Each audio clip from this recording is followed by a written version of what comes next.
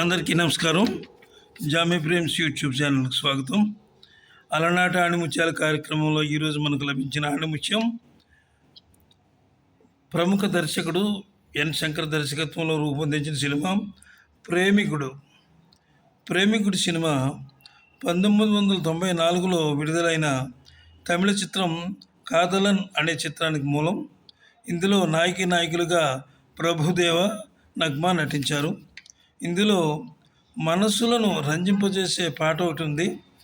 ఆ పాట ఏమిటంటే, ఓ చెలియ నా ప్రియ సఖియ చేజారెను నా మనసే, ఓ చెలియ నా ప్రియ సఖియ చేజారెను నా మనసే అనే పాట గురించి సంగీత సాహిత్య విశ్లేషణ చేయడానికి ప్రయత్నం చేస్తాను. ఈ వీడియో పూర్తిగా చూడండి.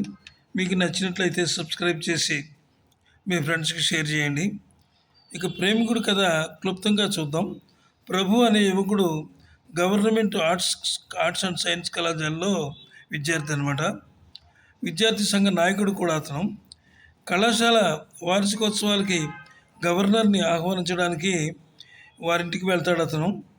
గవర్నర్ కూతురిని చూసి అతను ప్రేమలో పడతాడు. ఆ తర్వాత వారి ప్రేమ బాగా ముదిరి పాకన పడుతుంది. తర్వాత కథలో అనేకమైనటువంటి ట్విస్టులు జరుగుతూ ఉంటాయి. ఇది మాత్రం స్థూలంగా సినిమా కథ. ఈ పాట రాసిన వారు డబ్బింగ్ చిత్రాల గీత బ్రహ్మ, రాజశ్రీ రాశారు. చాలా అద్భుతంగా రాశారు ఈ పాటని. ఈ పాటలో ఆయన తీసుకున్నటువంటి పదాలు చక్కటి పదాలు, అంటే చిన్న అర్థం అంటే చాలా తక్కువ భాషలో రాస్తూ మంచి పెద్ద అర్థాలు వచ్చేటట్టుగా ఆ పాటల యొక్క పొందిక, ఆ మాటల యొక్క పొందిక, అక్షరాల పొందిక ఉంది. చాలా అద్భుతమైనటువంటి పాట ఇది.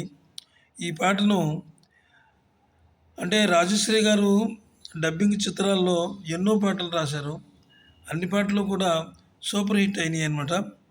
ఆ సూపర్ హిట్ సినిమాల్లో ఆయన రాసిన ప్రతి పాట కూడా ఒక విలువ అవి ఉన్నాయి. అలాంటి విలువ గల రైటర్ రాసినటువంటి పాట ఇది. ఈ పాట చిత్రీకరణ శంకర్ చాలా అద్భుతంగా చేశారు. ప్రేక్షకుడు షాక్ అయ్యేలా మంచి గ్రాఫిక్స్ వాడారు ఈ పాటకి. ఆహ్లాదకరమైన మంచు కొండల మధ్య ఇంకా అనేక సుందరమైన లొకేషన్స్లో అద్భుతంగా పిక్చరైజ్ చేశారు దర్శకుడు. ఈ సినిమా తెలుగు, హిందీ భాషల్లో 4 జాతీయ పురస్కారాలు పొందింది. ఉత్తమ నేపథ్య గాయకుడిగా ఉన్ని కృష్ణన్ నంది అవార్డు అందుకున్నారు. అయితే ఈ సినిమాలో ప్రభుదేవ యొక్క డ్యాన్సు చాలా అద్భుతంగా ఉందని చెప్పి ఆనాడు ప్రశంసల జల్లులు కురిశాయి. నిజంగా ఆయన చేసే వేసే స్టెప్పు, ఆయన అభినయం అంత అద్భుతంగా ఉంది. ఇక రాజశ్రీ గారు ఆ పాట రాయడం వల్ల ఆ పాటకే మంచి వెలుగొచ్చింది. రాజశ్రీ గారు అసలు డబ్బింగ్ సినిమాలని తెలుగులోకి మార్చడం అంటే చాలా అద్భుతం. చాలా అద్భుతంగా ఈ పాట రాశారు. అదేవిధంగా ఆయన గొప్పతనం ఏంటంటే ఇందులోనూ పాటలకి అంటే యాప్ట్ అయ్యేలాగనమాట. సరిగ్గా ఆ పదాలకు పెదవులు అవి యాప్ట్ అయ్యేలా చక్కటి పదాలు ఇందులో వాడారు. అలాగే ఇక ముఖ్యంగా సంగీత దర్శకుడు గురించి చెప్పుకోవాలి. ఏఆర్ రెహమాన్ గారి గురించి చెప్పాలంటే, ఏఆర్ రెహమాన్ అసలు పేరు అల్లా రఖా రెహమాన్. దుర్భరమైన పేదరికాన్ని అనుభవిస్తూ అంచెలంచెలుగా ఎదిగాడు ఆయన. Golden globe